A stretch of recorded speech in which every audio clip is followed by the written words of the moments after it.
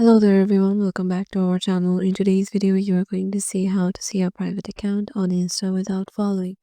So to do that, head over to your Instagram application. Once you are there, make sure you have logged in into your desired account and then head over to your profile by tapping the profile icon on the lower right corner. And in here, if your account is a private account and you want to access that and see, so you have to give your password and just head over to it. And you can see your posts. But if the account is any person's account, that might be uh that might be a private account. So let me just go to this one.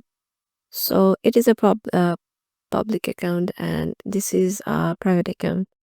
So if we want to see the private accounts posts, we have to just go to the search option right here, and here search for the specific place of which you just want to get the post.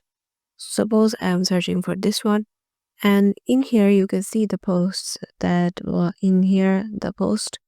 These posts tag the specific place we just searched for, and this post owner might be private account owners, but their posts are visible right here as they have tagged this place.